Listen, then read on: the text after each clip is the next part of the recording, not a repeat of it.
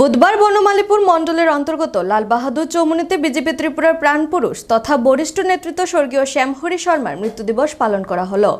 এই দিনের এই মৃত্যু দিবসে উপস্থিত ছিলেন বিজেপি রাজ্য সভাপতি রাজীব ভট্টাচার্য সহ অন্যান্যরা।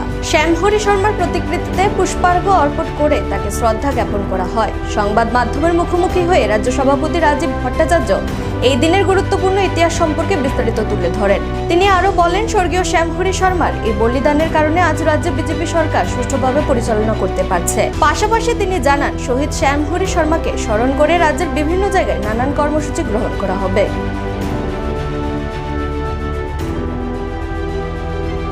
আমরা সকলেই জানি যে আমাদের ত্রিপুরা রাজ্যে আমাদের ভারতীয় জনতা পার্টির প্রথম শহীদ শ্যামহরি শর্মার আজকে পুণ্যতিথি আমরা পালন করছি। 1991 সনে এই 13ই নভেম্বর 6 আগরতলা বিধানসভার একটি উপনির্বাচনে আমাদের এই নেতা, প্রিয় নেতা, উনি প্রতিদ্বন্দ্বিতা করছিলেন এবং সেই সময় অতর্কিতে ওনাকে দুষ্কৃতীদের দ্বারা হামলা করে ঠিক এই স্থানেই লালবাহাদুর চৌমুহনী এলাকায় ওনাকে নৃশংসভাবে হত্যা করা হয় এবং সেই সময় ওনার সঙ্গী ছিলেন আমাদের নেতা স্বর্গীয় ব্রজেশ চক্রবর্তী, আমাদের স্বর্গীয় নেতা রাখাল চক্রবর্তী। ওনারাও আহত হন এবং সেই সময় শুধু রাজনৈতিক এই কংগ্রেস সিপিএমের ঘৃণ্য ষড়যন্ত্রের শিকার আমাদের শহীদ শ্যামহরি শর্মা। কাজেই ওনার এই যে রক্ত আমাদের ব্যর্থ হয়নি, ওনার এই শহীদের কারণেই আজকে ভারতীয় জনতা পার্টি সরকার এই ত্রিপুরা রাজ্যে পরিচালিত হচ্ছে। আর আমাদের সরকারের যে প্রাথমিকতা সেটা হলো ল অ্যান্ড অর্ডার, আইন শৃঙ্খলা।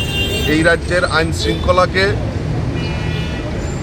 উন্নত করা শুধু নয়, যে মানুষ যাতে শান্তিতে বসবাস করতে পারে তা সুনিশ্চিত করা সরকারের প্রাথমিকতা এবং সরকার সেই দৃষ্টিকোণ রেখে কাজ করছে।